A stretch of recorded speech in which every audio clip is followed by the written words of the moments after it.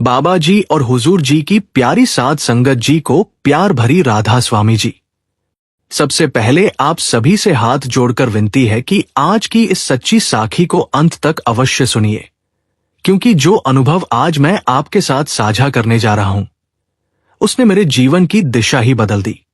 यदि आपके जीवन में बार बार परेशानियां आती हैं, मेहनत के बाद भी सफलता नहीं मिलती, मन हमेशा बेचैन रहता है, या आपको लगता है कि पता नहीं कौन सा अदृश्य बोझ आपको आगे बढ़ने नहीं दे रहा, तो हो सकता है आज की ये साखी आपके सभी प्रश्नों का उत्तर बन जाए। संगत जी, कमेंट बॉक्स में प्रेम से राधा स्वामी जी अवश्य लिखिए, क्योंकि जब भी हम प्रेम से सद्गुरु का स्मरण करते हैं उनकी कृपा अपने आप बरसने लगती है। संगत जी, आज मैं जो घटना सुनाने जा रहा हूं वो किसी पुस्तक से पढ़ी हुई कहानी नहीं है और न ही किसी कल्पना का परिणाम है। ये मेरे अपने जीवन का वह अनुभव है जिसने मुझे कर्म, भाग्य और सद्गुरु की कृपा का ऐसा रहस्य समझाया जिसे शब्दों में पूरी तरह व्यक्त करना भी कठिन है। एक समय ऐसा था जब मैं बाहर से सामान्य दिखाई देता था, लेकिन भीतर से पूरी तरह टूट चुका था। हर सुबह एक नई उम्मीद लेकर उठता, पर शाम तक निराश होकर बैठ जाता। जितनी मेहनत करता उतनी ही परेशानियां बढ़ जाती। मन में बार बार यही प्रश्न उठता कि आखिर मेरी गलती क्या है? क्यों मेरे जीवन में सुख टिकता नहीं? क्यों हर काम बनते बनते बिगड़ जाता है? और सबसे बड़ा प्रश्न ये था कि क्या सचमुच हमारे जीवन में जो कुछ भी होता है वो केवल वर्तमान कर्मों का फल है, या फिर कोई ऐसा भी हिसाब है जिसे हम देख नहीं सकते? इन्हीं सवालों के बीच एक दिन ऐसा आया जब मैं पूरी तरह निराश होकर अपने कमरे में बैठा था। बाहर हल्की वर्षा हो रही थी, चारों ओर सन्नाटा था और मेरे मन में केवल एक ही पुकार थी, हे सद्गुरु, यदि आप सचमुच मेरे साथ हैं तो मुझे रास्ता दिखाइए। मैं अब अपनी बुद्धि से कुछ भी समझ नहीं पा रहा। उस दिन पहली बार मैंने किसी इच्छा के लिए नहीं, बल्कि केवल मार्गदर्शन के लिए प्रार्थना की थी। मेरी आंखों से आंसू लगातार बह रहे थे। ऐसा लग रहा था जैसे वर्षों से जमा हुआ दर्द बाहर निकल रहा हो। तभी मेरे भीतर एक ऐसी शांति उतरने लगी जिसे मैंने पहले कभी अनुभव नहीं किया था। कुछ क्षण बाद ऐसा लगा जैसे भीतर कोई दिव्य प्रकाश जाग उठा हो। वो प्रकाश बाहर की आंखों से दिखाई नहीं दे रहा था, लेकिन मेरा पूरा अंतर्मन उससे भर गया था। उसी क्षण मुझे ऐसा अनुभव हुआ जैसे सद्गुरु मेरे सामने खड़े हों। उन्होंने कोई चमत्कार नहीं किया, कोई बड़ी बात नहीं कही, बस बहुत प्रेम से पूछा, बेटा, तू इतना परेशान क्यों है? ये सुनते ही मेरा धैर्य टूट गया। मैंने रोते हुए कहा, मालिक, मैं समझ नहीं पा रहा कि मेरे जीवन में इतने कष्ट क्यों हैं। मैं किसी का बुरा नहीं चाहता, फिर भी दुख मेरा पीछा नहीं छोड़ते। सद्गुरु ने बड़ी करुणा से कहा, जिस बात को तू आज का दुख समझ रहा है उसकी शुरुआत आज नहीं हुई। जीवन केवल इस जन्म तक सीमित नहीं है। मनुष्य अपने साथ एक ऐसा कर्मलेखा लेकर आता है जिसे वो स्वयं भूल चुका होता है। वही छिपा हुआ हिसाब समय आने पर उसके सामने परिस्थितियों के रूप में खड़ा हो जाता है। उनकी ये बात सुनकर मैं कुछ क्षण के लिए बिल्कुल शांत हो गया। मैंने पूछा, मालिक, यदि मुझे अपने पुराने कर्म याद ही नहीं तो फिर मैं उनका भार कैसे उठाऊं? और यदि गलती याद नहीं तो सुधार कैसे करूं? सद्गुरु मुस्कुराए और बोले, यही तो मनुष्य का सबसे बड़ा भ्रम है। उसे लगता है कि जो दिखाई दे रहा है वही सत्य है, लेकिन सत्य उससे कहीं अधिक गहरा है। जैसे कोई किसान बीज बोकर भूल जाता है, फिर महीनों बाद वही बीज वृक्ष बनकर उसके सामने आ जाता है। ठीक उसी प्रकार कर्म भी समय आने पर फल बनकर लौटते हैं। इसलिए वर्तमान परिस्थितियों से घबराने की आवश्यकता नहीं, बल्कि उन्हें समझने की आवश्यकता है। उनकी बातें सुनते सुनते मेरे मन का बोझ हल्का होने लगा। पहली बार मुझे महसूस हुआ कि शायद मेरे जीवन की हर घटना व्यर्थ नहीं थी।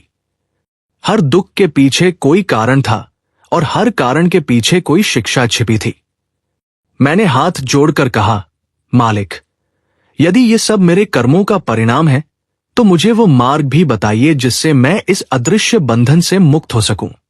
सद्गुरु ने कहा, जिस प्रकार अंधेरे को हटाने के लिए अंधेरे से लड़ना नहीं पड़ता, केवल दीपक जलाना पड़ता है, उसी प्रकार कर्मों के अंधकार को मिटाने का मार्ग भी भीतर से शुरू होता है। बाहर की दुनिया बदलने से पहले मन बदलना आवश्यक है।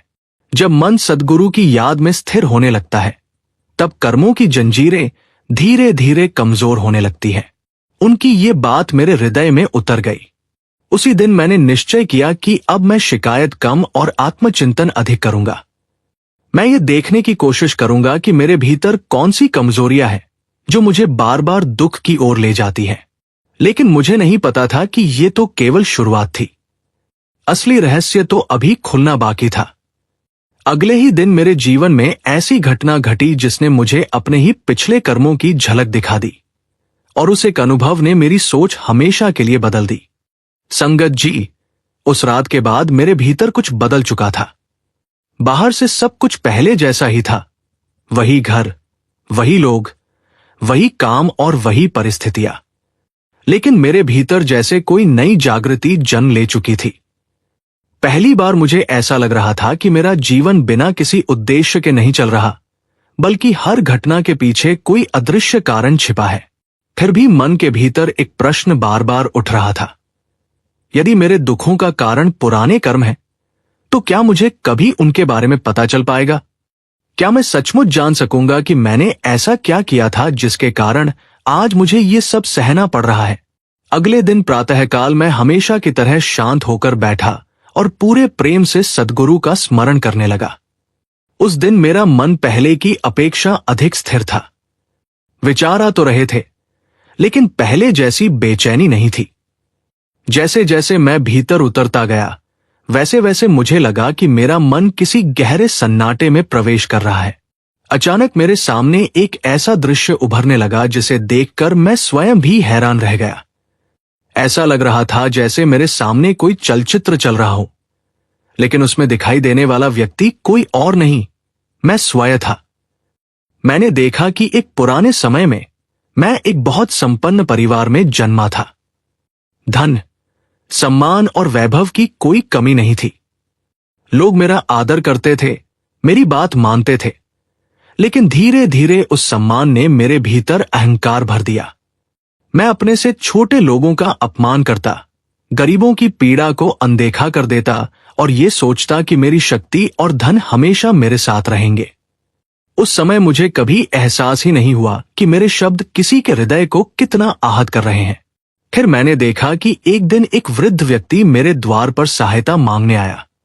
उसके चेहरे पर दर्द था, उसकी आंखों में आंसू थे, लेकिन मैंने उसे तिरस्कार से लौटा दिया। जाते जाते उसने केवल इतना कहा था, बेटा, धन का घमंड कभी स्थायी नहीं होता। एक दिन तुझे भी वही अनुभव होगा जो आज मुझे हो रहा है। उस समय मैं उसकी बात पर हंस पड़ा था, लेकिन आज जब वही दृश्य मेरे सामने था तो मेरी आंखों से आंसू बहने लगे। मुझे समझ आ गया कि जीवन में किसी भी व्यक्ति को छोटा समझना कितना बड़ा अपराध है। मैंने घबराकर सद्गुरु से पूछा, मालिक, क्या आज जो मैं कष्ट सह रहा हूं वो उसी अहंकार का परिणाम है? सद्गुरु ने बहुत शांत स्वर में कहा, बेटा, कर्म कभी समाप्त नहीं होते, वे केवल समय की प्रतीक्षा करते हैं। जब समय पूरा होता है तब वही कर्म परिस्थितियों का रूप लेकर सामने आते हैं। इसलिए वर्तमान को दोष देने से पहले अतीत को समझना आवश्यक है। उनकी ये बात मेरे हृदय में उतर गई। पहली बार मुझे ये एहसास हुआ कि मैं अपने भाग्य को दोष देता रहा, जबकि उसके बीज तो मैंने स्वयं ही बोए थे। मैं देर तक रोता रहा।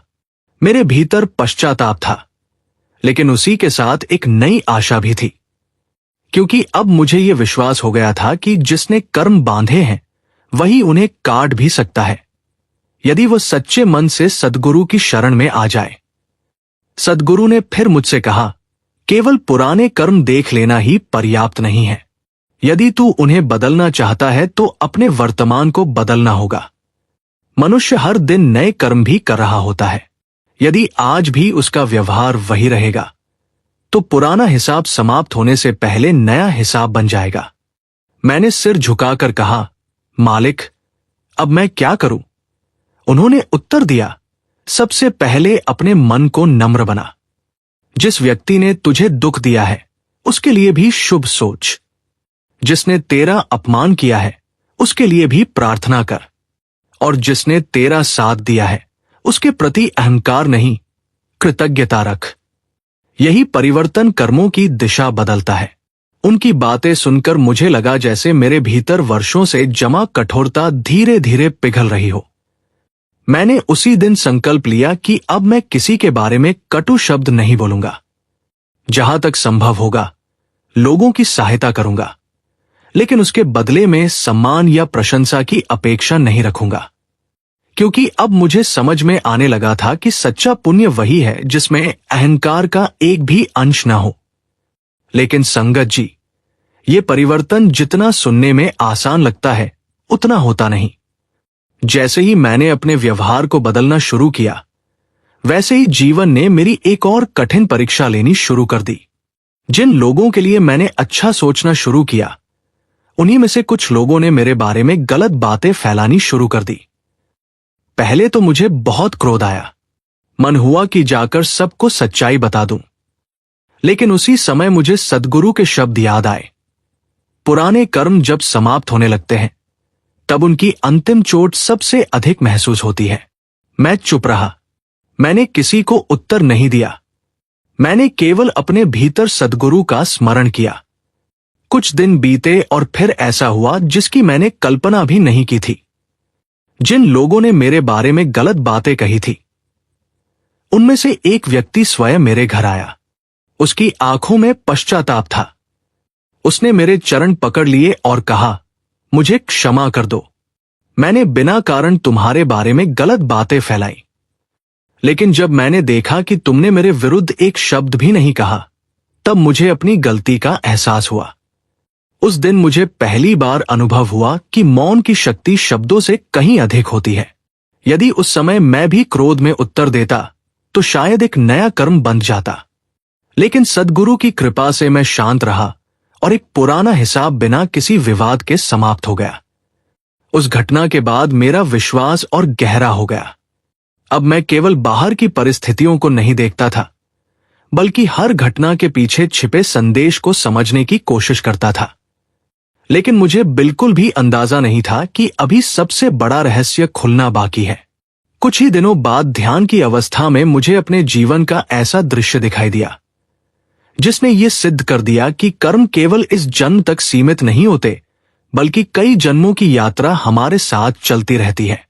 संगत जी, उस दिन के बाद मेरे भीतर एक ऐसी तड़प पैदा हो गई थी जिसे शब्दों में व्यक्त करना आसान नहीं है। अब मैं केवल अपने दुखों से मुक्त होना नहीं चाहता था, बल्कि ये जानना चाहता था कि आखिर ये कर्मों का रहस्य कितना गहरा है। क्या वास्तव में मनुष्य अनेक जन्मों तक अपने कर्मों का बोझ उठाता है? क्या जो लोग आज हमारे जीवन में आते हैं उनका भी कोई पुराना संबंध होता है? और सबसे बड़ा प्रश्न ये था कि क्या सद्गुरु की कृपा से इन सब बंधनों से सचमुच मुक्ति मिल सकती है? इन्हीं विचारों के साथ एक रात मैं हमेशा की तरह शांत होकर बैठा। चारों ओर गहरा सन्नाटा था। बाहर से केवल हवा की हल्की आवाज सुनाई दे रही थी। मैंने अपनी आंखें बंद की और पूरे प्रेम से अपने सद्गुरु का स्मरण करने लगा। धीरे धीरे सांसें शांत होने लगी। मन की चंचलता कम होने लगी। ऐसा लग रहा था जैसे मैं अपने ही भीतर किसी बहुत गहरे मार्ग पर उतरता चला जा रहा हूं।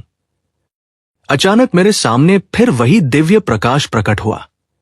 इस बार वह पहले से कहीं अधिक तेज था। उस प्रकाश के मध्य मुझे अपने सद्गुरु का दिव्य स्वरूप दिखाई दिया। उनके चेहरे पर वही करुणा, वही शांति और वही प्रेम था जिसने हमेशा मेरे भय को समाप्त किया था। मैंने हाथ जोड़कर कहा, मालिक, अब मैं जान चुका हूं कि मेरे दुख व्यर्थ नहीं है, परंतु मेरा मन अभी भी एक बात जानना चाहता है। क्या हर मिलने वाला व्यक्ति पहले से ही हमारे जीवन से जुड़ा होता है? सद्गुरु ने मेरी ओर देखा और बहुत शांत स्वर में कहा, बेटा, इस संसार में कोई भी मिलन आकस्मिक नहीं होता। प्रत्येक आत्मा अपने साथ एक अधूरा हिसाब लेकर चलती है। जब समय आता है वही आत्माएं फिर से मिलती हैं, कभी माता पिता बनकर, कभी भाई बहन बनकर, कभी मित्र बनकर और कभी शत्रु बनकर। उनकी ये बात सुनते ही मेरे सामने एक और दृश्य प्रकट होने लगा।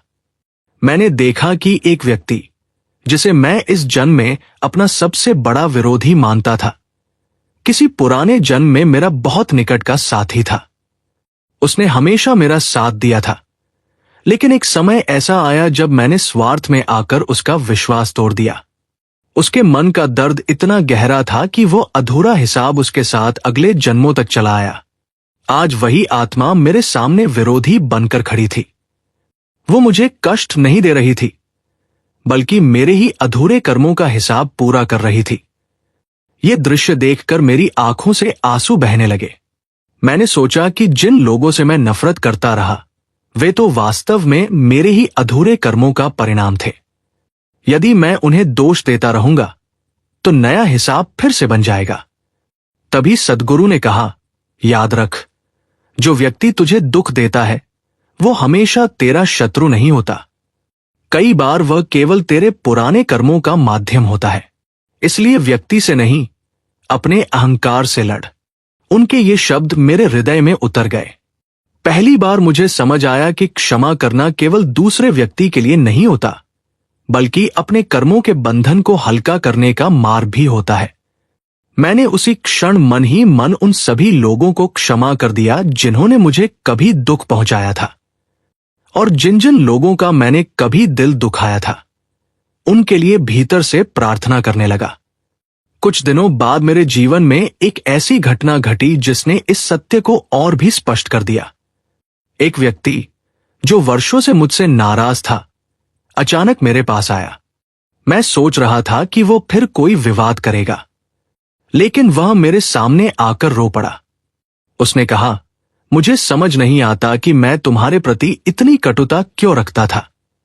बिना किसी कारण मेरा मन तुम्हारे विरुद्ध हो जाता था, लेकिन पिछले कुछ दिनों से भीतर से बार बार यही प्रेरणा मिल रही थी कि मैं तुमसे क्षमा मांगू। मैं उसकी बातें सुनकर स्तब्ध रह गया। मैंने उसे गले लगा लिया। उस क्षण मेरे भीतर ऐसा लगा जैसे कोई बहुत भारी बोझ उतर गया हो। उसी समय सद्गुरु का स्वर मेरे भीतर गूंजा, देखा बेटा, जब मन बदलता है तो संसार बदलने लगता है। बाहर की परिस्थितियां भीतर की अवस्था का ही प्रतिबिंब होती हैं। उस दिन के बाद मैंने अपने जीवन का एक नियम बना लिया। अब मैं किसी भी घटना को केवल बाहरी दृष्टि से नहीं देखता था। यदि कोई मेरी प्रशंसा करता तो मैं उसे भी सद्गुरु की कृपा मानता। यदि कोई मेरी आलोचना करता तो मैं पहले अपने भीतर झांकता। धीरे धीरे मेरे मन की बेचैनी कम होने लगी। पहले जहां छोटी सी बात मुझे दिनों तक परेशान करती थी, अब वही बातें कुछ ही क्षणों में शांत हो जाती थी। लेकिन संगत जी, कर्मों का रहस्य यहीं समाप्त नहीं हुआ। एक दिन ध्यान की अवस्था में मुझे अपने ही जीवन का ऐसा दृश्य दिखाई दिया जिसे देखकर मेरे रोंगटे खड़े हो गए। मैंने देखा कि मेरे वर्तमान जीवन की सबसे बड़ी कठिनाई का कारण कोई दूसरा नहीं, बल्कि मेरा अपना एक बहुत छोटा सा कर्म था, जिसे मैंने कभी महत्व ही नहीं दिया था। उस क्षण मुझे समझ आया कि इस संसार में कोई भी कर्म छोटा नहीं होता। जैसे एक छोटी सी चिंगारी पूरे जंगल को जला सकती है, वैसे ही एक छोटा सा गलत विचार भी भविष्य में बड़े दुख का कारण बन सकता है। मैंने घबराकर सद्गुरु से पूछा, मालिक, यदि इतने छोटे छोटे कर्म भी हमारे भाग्य को बदल देते हैं, तो फिर मनुष्य सुरक्षित कैसे रहे? सद्गुरु मुस्कुराए और बोले, इसीलिए मैंने तुझे बार बार स्मरण का मार्ग बताया है। जब मन हर पल सद्गुरु की याद में रहता है, तब वो गलत दिशा में जाने से पहले ही रुक जाता है। स्मरण केवल शब्दों का जाप नहीं, बल्कि हर सांस में जागरूकता का नाम है। उनकी ये बात सुनकर मेरा सिर श्रद्धा से झुक गया। अब मुझे समझ में आने लगा था कि सद्गुरु बार बार नाम, स्मरण और भीतर की सजगता पर इतना बल क्यों देते हैं, क्योंकि वही मनुष्य को नए कर्म बांधने से बचाता है। लेकिन संगत जी, मुझे बिल्कुल भी अंदाजा नहीं था कि अभी मेरी सबसे कठिन परीक्षा बाकी थी। अगले ही सप्ताह मेरे जीवन में ऐसी घटना घटी जिसने एक पल के लिए मेरे विश्वास को भी डगमगा दिया। उस परीक्षा में यदि सद्गुरु की कृपा साथ न होती तो शायद मैं फिर से पुराने अंधकार में लौट जाता। संगत जी, मैंने आपको बताया था कि कैसे सद्गुरु ने मुझे ये समझाया कि इस संसार में कोई भी व्यक्ति बिना कारण हमारे जीवन में नहीं आता। हर मिलने वाला इंसान किसी न किसी पुराने कर्म का हिसाब लेकर आता है। ये बात मेरे मन में गहराई से उतर चुकी थी, लेकिन अभी भी मेरे भीतर एक प्रश्न बार बार उठ रहा था। यदि सद्गुरु की शरण में आने के बाद भी कठिनाइयां समाप्त नहीं होती, तो फिर उनकी कृपा का वास्तविक अर्थ क्या है? क्या सिमरन करने वाले को भी उतने ही कष्ट सहने पड़ते हैं जितने एक सामान्य मनुष्य को? यही प्रश्न लेकर मैं कई दिनों तक अपने भीतर संघर्ष करता रहा। इसी बीच मेरे जीवन में अचानक ऐसा समय आया जिसने मेरी पूरी परीक्षा ले ली। जिस काम से मेरे परिवार का घर चलता था, वह एक ही झटके में रुक गया। जिन लोगों ने हमेशा साथ निभाने का वचन दिया था, वे धीरे धीरे दूर होने लगे। जिन पर मुझे सबसे अधिक विश्वास था, वही लोग अब मुझे समझाने के बजाय मेरी कमजोरियों की चर्चा करने लगे। मैं बाहर से शांत रहने की कोशिश करता था, लेकिन रात को जब अकेला होता तो मन टूटकर बिखर जाता। कई बार ऐसा लगता कि शायद मेरी सारी प्रार्थनाएं व्यर्थ हैं। शायद मैं अभी भी अपने कर्मों का ऐसा बोझ उठा रहा हूं जो समाप्त होने का नाम ही नहीं ले रहा। एक रात मैं अपने कमरे में बिल्कुल अकेला बैठा था। बाहर तेज वर्षा हो रही थी और भीतर मेरे मन में तूफान चल रहा था। मैंने दोनों हाथ जोड़कर आंखें बंद कर ली और भर्राई हुई आवाज में कहा, हे सद्गुरु, यदि ये सब मेरे कर्मों का परिणाम है तो मुझे स्वीकार है, लेकिन मुझे इतना बल अवश्य दीजिए कि मैं आपकी शरण कभी न छोड़ूं। मैं परिस्थितियों से हार जाऊं, ये मंजूर है, लेकिन आपके भरोसे से कभी न डगमगाओ। संगत जी, जैसे ही ये शब्द मेरे हृदय से निकले, मुझे ऐसा लगा जैसे किसी ने मेरे सिर पर बहुत प्रेम से हाथ रख दिया हो। उसी क्षण भीतर से एक शांत स्वर सुनाई दिया, बेटा, मैं तेरे दुख को नहीं बढ़ा रहा, मैं तुझे तेरे दुख से बड़ा बना रहा हूं। उन शब्दों ने मेरी पूरी सोच बदल दी। मैं देर तक उसी अवस्था में बैठा रहा। पहली बार मुझे समझ आया कि मैं हमेशा परिस्थितियां बदलने की प्रार्थना करता रहा, लेकिन कभी अपने भीतर परिवर्तन की प्रार्थना नहीं की। मैं चाहता था कि रास्ता आसान हो जाए, लेकिन सद्गुरु मुझे मजबूत बना रहे थे। उस रात के बाद मेरे भीतर एक नया धैर्य जन्म लेने लगा। समस्याएं अभी भी थी, लेकिन अब मैं उन्हें पहले जैसी बेचैनी से नहीं देखता था। कुछ दिनों बाद एक ऐसी घटना घटी जिसने मुझे पूरी तरह अंदर तक हिला दिया। रास्ते में मुझे एक वृद्ध व्यक्ति दिखाई दिए। उनके कपड़े बहुत साधारण थे, चेहरे पर थकान थी और आंखों में गहरी उदासी। न जाने क्यों मेरा मन उनके पास चला गया। मैंने उन्हें प्रणाम किया और पूछा, बाबा, क्या मैं आपकी कोई सेवा कर सकता हूं? उन्होंने मेरी ओर देखा और मुस्कुराकर कहा, बेटा, भूख केवल पेट की नहीं होती, कई बार इंसान प्रेम का भी भूखा होता है। उनकी ये बात सीधे मेरे हृदय में उतर गई। मैं उन्हें अपने साथ ले गया, भोजन कराया और काफी देर तक उनकी बातें सुनता रहा। जाते जाते उन्होंने मेरे सिर पर हाथ रखा और कहा, याद रखना, जब इंसान बिना किसी स्वार्थ के किसी का दर्द बांटता है, उसी दिन उसके अपने दुख हल्के होने शुरू हो जाते हैं। संगत जी, उस समय मुझे लगा जैसे स्वयं सद्गुरु उसी वृद्ध के रूप में मुझे शिक्षा देने आए हों। उस दिन के बाद मैंने एक बात अपने जीवन में पक्की कर ली। अब मैं सेवा केवल इसलिए नहीं करूंगा कि मुझे पुण्य मिले, मैं सेवा इसलिए करूंगा क्योंकि हर जीव में मुझे अपने सद्गुरु का अंश दिखाई देने लगा था। धीरे धीरे मेरे भीतर का अहंकार टूटने लगा। पहले जहां मुझे लगता था कि मैं लोगों की सहायता कर रहा हूं, अब मुझे महसूस होने लगा कि वास्तव में सद्गुरु मुझे सेवा का अवसर देकर मुझ पर कृपा कर रहे हैं। लेकिन संगत जी, जैसे जैसे मेरा मन बदल रहा था, वैसे वैसे मेरी परीक्षा और कठिन होती जा रही थी। कुछ ही दिनों बाद मेरे परिवार में एक ऐसी घटना घटी जिसने एक पल के लिए मेरे विश्वास को भी हिला दिया। घर का एक सदस्य अचानक गंभीर रूप से बीमार पड़ गया। डॉक्टरों ने भी स्थिति को चिंताजनक बताया। पूरा परिवार रो रहा था। हर किसी की आंखों में डर साफ दिखाई दे रहा था। उस समय पहली बार मेरे मन ने भी कहा, इतना सिमरन करने के बाद भी यदि ऐसा होना था तो फिर इसका क्या लाभ। लेकिन उसी क्षण मुझे सद्गुरु की वही वाणी याद आई, परीक्षा वहां नहीं होती जहां सब कुछ ठीक चल रहा हो, परीक्षा तो वहीं होती है जहां मन टूटने लगता है। मैंने अपने मन को संभाला, आंखें बंद की और केवल एक ही बात दोहराने लगा, जो आपकी इच्छा वही मेरी इच्छा। संगत जी, मुझे बिल्कुल भी पता नहीं था कि यही समर्पण मेरे जीवन का सबसे बड़ा मोड़ बनने वाला है। अगले ही दिन जो हुआ उसने मेरे कर्म, मेरी श्रद्धा और सद्गुरु की कृपा, तीनों की परिभाषा हमेशा के लिए बदल दी। संगत जी, मैंने आपको बताया था कि कैसे मेरे जीवन में एक ऐसी परीक्षा आई जिसने मेरे विश्वास की नींव तक हिला दी। घर का एक सदस्य गंभीर रूप से बीमार था। पूरे परिवार की आंखों में डर था, लेकिन मेरे मन में केवल एक ही सहारा था, मेरे सद्गुरु। उस रात मैंने पहली बार यह अनुभव किया कि जब इंसान हर तरफ से हार जाता है, तब यदि उसका विश्वास जीवित है तो वह वास्तव में हारा नहीं है। लेकिन मुझे यह बिल्कुल भी नहीं पता था कि अब सद्गुरु मुझे कर्मों के उस रहस्य से परिचित कराने वाले हैं, जिसे समझने के बाद मेरे जीवन का हर डर समाप्त होने वाला था। उस पूरी रात मैं अपने बीमार परिवार के सदस्य के पास बैठा रहा। डॉक्टरों की बातें सुनकर परिवार के लोग टूट चुके थे।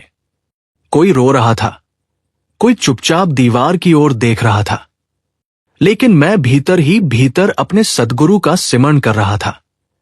मेरी आंखें बंद थी, लेकिन मन केवल एक ही प्रार्थना कर रहा था, हे मालिक, यदि ये भी मेरी परीक्षा है तो मुझे इसे स्वीकार करने की शक्ति दीजिए। मैं आपकी इच्छा से बड़ा कभी नहीं हो सकता। जो उचित समझे वही कीजिए, बस मेरा विश्वास मत टूटने दीजिए। संगत जी, जैसे ही ये भाव मेरे भीतर पूरी सच्चाई से उठा, उसी क्षण मुझे ऐसा लगा जैसे मेरे भीतर की सारी बेचैनी धीरे धीरे शांत होने लगी। बाहर की परिस्थिति अभी भी वैसी ही थी, लेकिन मेरे अंदर एक अजीब सी स्थिरता उतर आई। तभी मेरे अंतर्मन में सद्गुरु की मधुर वाणी सुनाई दी, बेटा, तू परिणाम को बदलने की चिंता छोड़ दे। तेरा काम केवल प्रेम और विश्वास बनाए रखना है। परिणाम मेरा कार्य है। उन शब्दों ने मेरी आंखों से आंसू बहा दिए। पहली बार मुझे समझ आया कि मैं हमेशा परिस्थितियों को अपने अनुसार बदलना चाहता था। मैं सद्गुरु पर भरोसा तो करता था, लेकिन भीतर कहीं न कहीं अपनी इच्छा भी चलाना चाहता था। उसी रात मैंने अपने मन से कहा, अब जो होगा वो सद्गुरु की इच्छा से होगा। मैं शिकायत नहीं करूंगा। अगली सुबह जब डॉक्टर जांच करने आए तो उनके चेहरे पर आश्चर्य था। उन्होंने कहा कि रात भर में स्थिति में अप्रत्याशित सुधार दिखाई दे रहा है। परिवार के सभी लोग एक दूसरे को देखने लगे। किसी को विश्वास नहीं हो रहा था, लेकिन मेरे भीतर कोई आश्चर्य नहीं था। मैं केवल अपने सद्गुरु को धन्यवाद दे रहा था। उस दिन मुझे पहली बार महसूस हुआ कि चमत्कार हमेशा शोर मचाकर नहीं होते। कई बार वे बिल्कुल शांत तरीके से हमारे जीवन की दिशा बदल देते हैं। उस घटना के बाद मेरे भीतर एक बहुत बड़ा परिवर्तन आया। अब मैं हर छोटी बड़ी बात पर घबराता नहीं था। पहले जहां किसी कठिन परिस्थिति में मेरा विश्वास डगमगा जाता था, अब वही परिस्थिति मुझे सद्गुरु के और निकट ले आती थी। मैं समझ चुका था कि दुख हमें तोड़ने नहीं, बल्कि भीतर से मजबूत बनाने आते हैं। यदि मनुष्य दुख में भी सद्गुरु का हाथ नहीं छोड़ता, तो एक दिन वही दुख उसके सबसे बड़े शिक्षक बन जाते हैं। कुछ दिनों बाद ध्यान की अवस्था में मैंने सद्गुरु से एक प्रश्न किया। मैंने कहा, मालिक, यदि आपकी कृपा सब कुछ बदल सकती है, तो फिर भक्तों को दुख क्यों सहने पड़ते हैं? सद्गुरु मुस्कुराए और बोले, बेटा, दुख दंड नहीं होता, कई बार वो शुद्धि का मार्ग होता है। जैसे सोना आग में तपकर कुंदन बनता है, वैसे ही मनुष्य कठिन परिस्थितियों से गुजरकर भीतर से निर्मल होता है। यदि मैं अपने भक्त को हर कठिनाई से बचा लूं, तो वो मजबूत कैसे बनेगा? इसलिए मैं उसे अकेला नहीं छोड़ता, बल्कि हर कठिनाई में उसके साथ चलता हूं। उनकी ये बात मेरे जीवन का आधार बन गई। मैंने महसूस किया कि मैं अब तक दुखों को अपना शत्रु समझता रहा, जबकि वे तो मुझे सद्गुरु के और निकट लाने का माध्यम थे। उसी दिन से मैंने अपने जीवन की हर परिस्थिति को एक नई दृष्टि से देखना शुरू किया। अब कोई भी घटना मुझे पहले जैसी बेचैनी नहीं देती थी। मैं हर बार अपने मन से कहता, जो भी हो रहा है उसमें भी कोई ना कोई कृपा छिपी है। लेकिन संगत जी, अभी मेरी सबसे बड़ी सीख बाकी थी। कुछ ही समय बाद मेरे साथ ऐसी घटना घटी जिसने मुझे ये समझा दिया कि मनुष्य के जीवन का सबसे बड़ा बंधन बाहर की परिस्थितियां नहीं, बल्कि उसका अपना अहंकार है। जब तक यह अहंकार जीवित रहता है, तब तक सच्ची शांति नहीं मिल सकती। और उसी अहंकार को तोड़ने के लिए सद्गुरु ने मुझे ऐसी परीक्षा में डाला जिसकी मैंने कभी कल्पना भी नहीं की थी। संगत जी, कैसे सद्गुरु ने मुझे ये समझाया कि दुख दंड नहीं होता, बल्कि कई बार वो हमारे जीवन की सबसे बड़ी शिक्षा बनकर आता है। उस घटना के बाद मेरा विश्वास पहले से कहीं अधिक मजबूत हो गया था। लेकिन मुझे बिल्कुल भी अंदाजा नहीं था कि अभी मेरे जीवन की सबसे कठिन परीक्षा बाकी है। ये परीक्षा किसी धन की नहीं थी, किसी बीमारी की नहीं थी और न ही किसी बाहरी संकट की थी। ये परीक्षा मेरे भीतर छिपे उस अहंकार की थी जिसे मैं समाप्त समझ चुका था, लेकिन जो अभी भी बहुत सूक्ष्म रूप में मेरे अंदर जीवित था। कुछ दिनों तक सब कुछ सामान्य चलता रहा। मेरा मन पहले की अपेक्षा अधिक शांत रहने लगा था। मैं नियमित रूप से सिमरन करता, सेवा करता और हर परिस्थिति में सद्गुरु का धन्यवाद करता। धीरे धीरे लोग भी मेरे इस परिवर्तन को महसूस करने लगे। जो लोग पहले मेरी आलोचना करते थे, वही अब मेरी प्रशंसा करने लगे। कई लोग मेरे पास अपनी परेशानियां लेकर आने लगे और कहते, तुम्हारे पास बैठकर मन को बहुत शांति मिलती है। शुरुआत में मैं ये सब सुनकर केवल मुस्कुरा देता था, लेकिन धीरे धीरे मुझे स्वयं भी अच्छा लगने लगा कि लोग मेरी प्रशंसा कर रहे हैं। संगत जी, यहीं से मेरी अगली परीक्षा शुरू हो चुकी थी और मुझे इसका बिल्कुल भी एहसास नहीं था। एक रात जब मैं सिमरन कर रहा था, तब अचानक मेरा मन बिल्कुल शांत नहीं हो पाया। जितनी बार मैं भीतर जाने की कोशिश करता, उतनी ही बार मन इधर उधर भटकने लगता। मैंने पहले कभी ऐसा अनुभव नहीं किया था।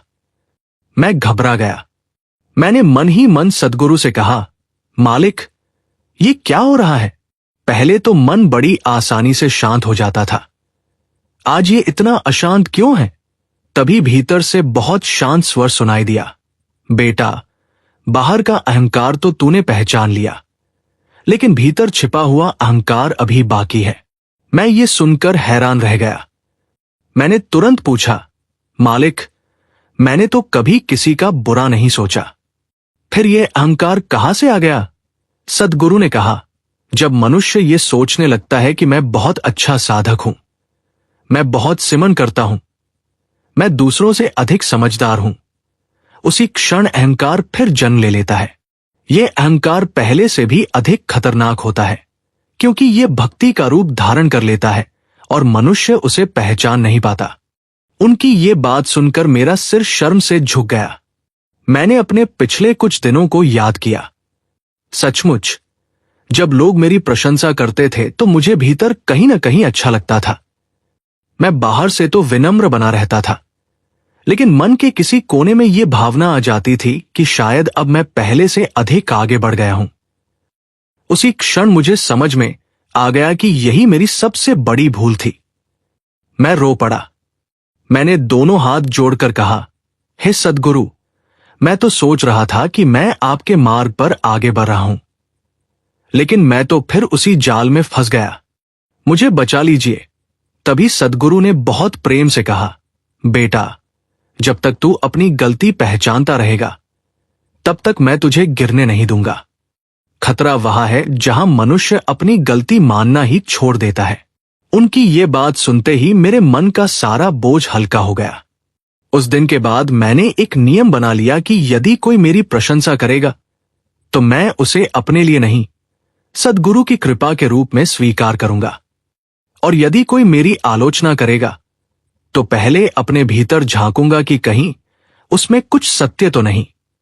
धीरे धीरे मेरा मन फिर शांत होने लगा। अब मुझे पहले जैसी बेचैनी नहीं होती थी। इसी बीच एक दिन मेरे साथ एक ऐसी घटना घटी जिसने मुझे पूरी तरह बदल दिया। मैं एक गरीब वृद्ध से मिला जिसके पास न धन था न कोई सहारा, लेकिन उसके चेहरे पर ऐसी शांति थी जो मैंने बड़े बड़े लोगों में भी नहीं देखी थी। मैंने उससे पूछा, बाबा, आपके पास कुछ भी नहीं है, फिर भी आप इतने शांत कैसे हैं? वह मुस्कुराया और बोला, बेटा, जिस दिन मैंने ये मान लिया कि मेरा कुछ भी नहीं है और सब कुछ मालिक का है, उसी दिन मेरी सारी चिंताएं समाप्त हो गई। जिस चीज को हम अपना मानते हैं उसी के खोने का डर हमें हर समय सताता है। उसकी ये बात मेरे हृदय में उतर गई। मुझे लगा जैसे स्वयं सद्गुरु उसी वृद्ध के माध्यम से मुझे अंतिम शिक्षा दे रहे हों। उस दिन से मैंने अपने जीवन की हर वस्तु, हर संबंध और हर सफलता को सद्गुरु की अमानत समझना शुरू कर दिया। अब मुझे किसी चीज के खोने का भय पहले जैसा नहीं रहता था, क्योंकि मुझे विश्वास हो गया था कि जिसने दिया है वही सबसे अच्छा जानता है कि कब क्या देना है और कब क्या वापस लेना है। लेकिन संगत जी, कुछ ही दिनों बाद सद्गुरु ने मुझे वो अनुभव कराया जिसने मेरे जीवन के हर प्रश्न का उत्तर दे दिया। उस दिन मुझे समझ आया कि सच्चा सिमरन केवल शब्दों का जाप नहीं, बल्कि अपने पूरे अस्तित्व को सद्गुरु के चरणों में समर्पित कर देना है। और जब यह समर्पण पूर्ण हो जाता है तब कर्मों का सबसे गहरा बंधन भी टूटने लगता है। संगत जी, कैसे सद्गुरु ने मेरे भीतर छिपे अहंकार को मेरे सामने प्रकट कर दिया। उस दिन के बाद मैं पहले जैसा नहीं रहा। अब मैं हर कार्य करने से पहले अपने मन से केवल एक ही बात कहता था, हे सद्गुरु, करने वाला मैं नहीं, आप हैं। मैं तो केवल आपका एक छोटा सा माध्यम हूं। यही भाव धीरे धीरे मेरे जीवन का आधार बनने लगा। लेकिन मुझे बिल्कुल भी पता नहीं था कि अब सद्गुरु मुझे वो अंतिम अनुभव कराने वाले हैं जिसके बाद मेरे मन से कर्मों का भय, भविष्य की चिंता और मृत्यु का डर तीनों हमेशा के लिए समाप्त हो जाएंगे। कुछ दिनों तक मैं पहले से भी अधिक एकाग्र होकर सिमरन करता रहा। अब मैं केवल बैठकर ही सिमरन नहीं करता था, बल्कि चलते फिरते, काम करते हुए, लोगों से बात करते हुए भी भीतर ही भीतर सद्गुरु का स्मरण बना रहता था। पहले मुझे लगता था कि सिमरन केवल एक निश्चित समय की साधना है, लेकिन अब मुझे अनुभव होने लगा कि सच्चा सिमरन तो जीवन जीने का तरीका है। जब मन हर सांस के साथ मालिक को याद करने लगे, तभी वास्तविक परिवर्तन शुरू होता है। उसी अवस्था में एक रात ऐसा हुआ जिसने मेरी पूरी सोच बदल दी। उस रात वातावरण बिल्कुल शांत था। आधी रात का समय था। मैंने अपनी आंखें बंद की और प्रेम से सद्गुरु का स्मरण करने लगा। कुछ ही क्षणों में मुझे ऐसा लगा जैसे मेरा मन शरीर की सीमाओं से बहुत दूर निकल गया हो। चारों ओर अद्भुत प्रकाश था। उसी प्रकाश के मध्य मेरे सद्गुरु का दिव्य स्वरूप प्रकट हुआ। उनके मुख पर ऐसी करुणा थी जिसे देखकर मेरी आंखों से आंसू अपने आप बहने लगे। मैंने उनके चरणों में सिर झुका दिया और कहा, हे मालिक, आपने मुझे बहुत कुछ सिखाया। अब मेरे मन में केवल एक प्रश्न शेष है, मनुष्य अपने कर्मों से पूर्ण रूप से मुक्त कैसे होता है? सद्गुरु मुस्कुराए और बहुत शांत स्वर में बोले, बेटा, जब तक मनुष्य अपने कर्मों का मालिक स्वयं को मानता है तब तक वह कर्मों से बंधा रहता है। लेकिन जिस दिन वह अपने जीवन का प्रत्येक क्षण, प्रत्येक सांस और प्रत्येक कर्म मुझे समर्पित कर देता है, उसी दिन कर्मों की जंजीरें कमजोर पड़ने लगती हैं। समर्पण का अर्थ हार मान लेना नहीं, बल्कि अपने अहंकार को मेरे चरणों में रख देना है। उनकी ये बात सुनकर मैं लंबे समय तक मौन रहा। मुझे अपने जीवन के अनगिनत क्षण याद आने लगे। कितनी बार मैंने सेवा भी की, लेकिन भीतर कहीं प्रशंसा की इच्छा थी। कितनी बार मैंने दान भी दिया, लेकिन मन चाहता था कि लोग मुझे अच्छा कहें। उस दिन पहली बार समझ आया कि कर्म से अधिक महत्वपूर्ण उसके पीछे का भाव होता है। यदि भाव शुद्ध नहीं तो बड़ा से बड़ा पुण्य भी बंधन बन जाता है। मैंने रोते हुए कहा, हे सद्गुरु, अब मुझे अपने ऊपर भरोसा नहीं, केवल आपकी कृपा पर भरोसा है। यदि आप साथ छोड़ दें तो मैं फिर उसी पुराने अंधकार में चला जाऊंगा। सद्गुरु ने मेरे सिर पर हाथ रखा और कहा, जिस दिन जीव ये स्वीकार कर लेता है कि उसके अपने बल से कुछ भी संभव नहीं, उसी दिन मेरी कृपा उसके जीवन में पूरी शक्ति से कार्य करना शुरू करती है। मैं अभिमानी के पास नहीं ठहरता, लेकिन विनम्र हृदय में हमेशा निवास करता हूं। संगत जी, उसी क्षण मुझे ऐसा अनुभव हुआ जैसे वर्षों से मेरे हृदय पर रखा कोई बहुत भारी पत्थर हट गया हो। पहली बार मुझे भीतर से पूर्ण शांति का अनुभव हुआ। अब न भविष्य की चिंता थी, न अतीत का पछतावा। केवल वर्तमान में सद्गुरु की उपस्थिति का अनुभव था। मुझे समझ आ गया कि शांति बाहर की परिस्थितियों से नहीं, बल्कि भीतर के समर्पण से मिलती है। कुछ दिनों बाद मेरे जीवन में एक ऐसी घटना हुई जिसने इस अनुभव को और भी गहरा कर दिया।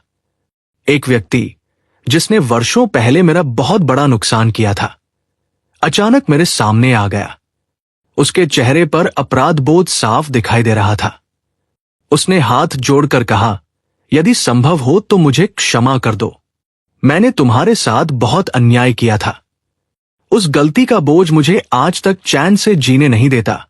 संगत जी, पहले का मैं होता तो शायद उसे उसके कर्मों का हिसाब याद दिलाता, लेकिन उस दिन मेरे भीतर केवल करुणा थी। मैंने उसके कंधे पर हाथ रखा और कहा, भाई, यदि सद्गुरु ने मुझे क्षमा करना सिखा दिया है, तो मैं तुझे दोष देकर अपने मन को फिर से क्यों बांधूं? जो बीत गया उसे यहीं समाप्त कर देते हैं। इतना सुनते ही उसकी आंखों से आंसू बहने लगे।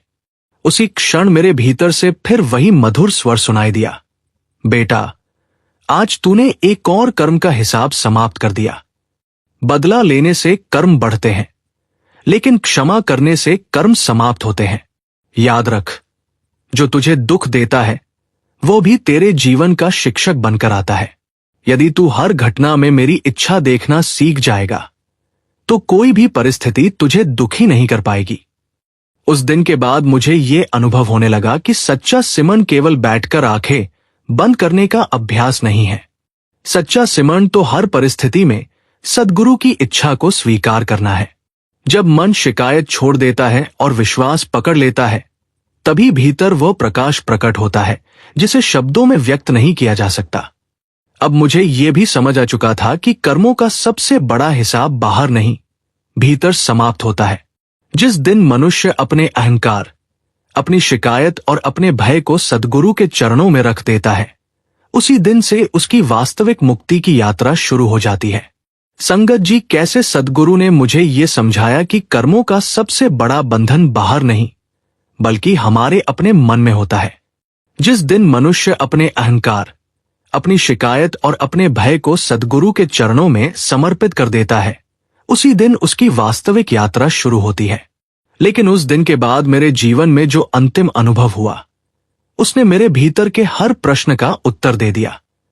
उस अनुभव के बाद मुझे कभी ये चिंता नहीं रही कि मेरे साथ आगे क्या होगा, क्योंकि अब मुझे विश्वास हो गया था कि जिस जीवन की डोर सद्गुरु के हाथ में हो, उसका कोई भी कदम व्यर्थ नहीं जाता। कुछ दिनों बाद मैं प्रातःकाल बहुत जल्दी उठकर सिमरन कर रहा था। चारों ओर पूर्ण शांति थी।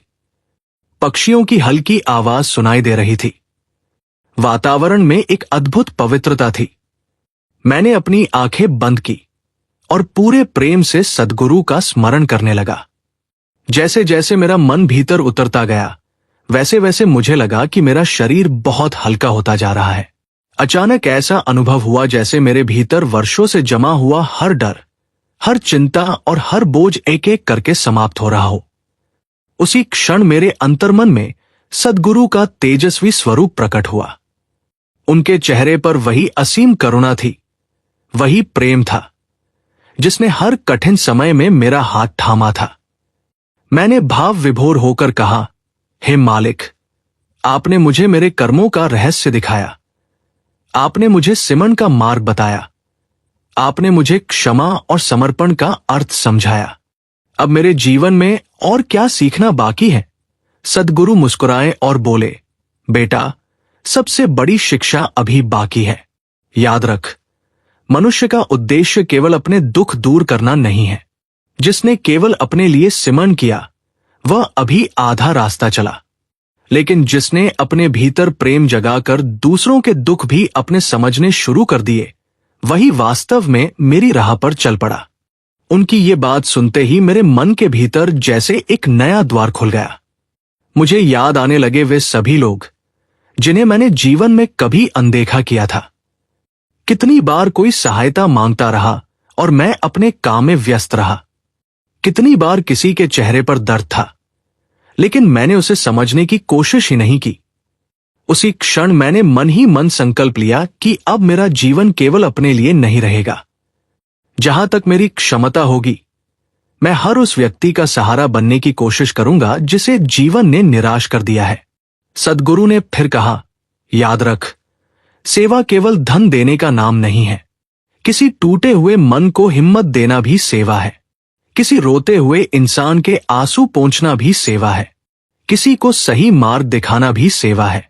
और सबसे बड़ी सेवा है किसी के भीतर विश्वास जगा देना कि उसका मालिक उसे कभी अकेला नहीं छोड़ता।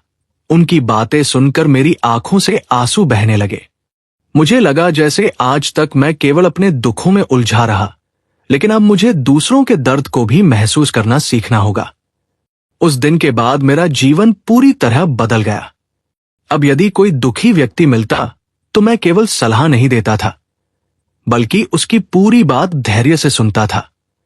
यदि कोई निराश होता तो उसे यही कहता कि कठिन समय स्थायी नहीं होता, लेकिन विश्वास स्थायी हो सकता है। अपने सद्गुरु का हाथ कभी मत छोड़ना। धीरे धीरे मैंने अनुभव किया कि जब हम किसी और के जीवन में आशा का दीपक जलाते हैं तो हमारे अपने भीतर का अंधकार भी समाप्त होने लगता है। यही सद्गुरु की कृपा का वास्तविक अनुभव है। एक दिन ध्यान की अवस्था में मैंने सद्गुरु से अंतिम बार पूछा, मालिक, यदि कोई मनुष्य इस साखी को सुने और उसके मन में केवल एक ही बात बसानी हो तो वो क्या हो? सद्गुरु ने अत्यंत प्रेम से कहा, उसे इतना ही समझा दे कि जीवन में जो भी परिस्थिति आए उसे मेरी रजा समझकर स्वीकार करे। शिकायत छोड़ दे, विश्वास पकड़ ले। अहंकार छोड़ दे, समर्पण अपना ले। और हर दिन कुछ समय मेरे स्मरण में अवश्य लगाए। जिसने ये कर लिया उसके कर्मों का सबसे कठिन हिसाब भी धीरे धीरे हल्का होने लगेगा। संगत जी, आज मैं पूरे विश्वास के साथ ये कह सकता हूं कि मैंने अपने जीवन में जितनी भी शांति पाई वो किसी धन, किसी पद, किसी प्रसिद्धि या किसी बाहरी साधन से नहीं मिली। वह केवल सद्गुरु के चरणों में समर्पण करने से मिली। जब मैंने शिकायत छोड़कर विश्वास अपनाया तब मेरे जीवन की दिशा बदल गई। जब मैंने अहंकार छोड़कर विनम्रता अपनाई तब मेरे कर्मों का बोझ हल्का होने लगा। और जब मैंने केवल अपने लिए नहीं बल्कि दूसरों के लिए भी प्रार्थना करनी शुरू की तब मुझे पहली बार सच्चे आनंद का अनुभव हुआ। संगत जी, यदि आज की ये सच्ची साखी आपके हृदय को स्पर्श कर गई हो तो आज से एक छोटा सा संकल्प अवश्य लीजिए। हर दिन कुछ समय अपने सद्गुरु के स्मरण में बैठिए। किसी का दिल मत दुखाइए। जहां तक संभव हो किसी निराश व्यक्ति का सहारा बनिए। और जो भी परिस्थिति आपके जीवन में आए उसे सद्गुरु की कृपा मानकर स्वीकार कीजिए। विश्वास रखिए, जिस दिन आपका भरोसा सच्चा हो जाएगा उसी दिन से आपका जीवन भी बदलना शुरू हो जाएगा। बाबा जी और हुजूर जी की असीम कृपा आप सभी संगत पर बनी रहे। यदि ये सच्ची साखी आपको अच्छी लगी हो तो इसे अपने परिवार, अपने सत्संगी भाइयों और मित्रों तक अवश्य पहुंचाइए। कमेंट बॉक्स में प्रेम से राधा स्वामी जी लिखना न भूलें।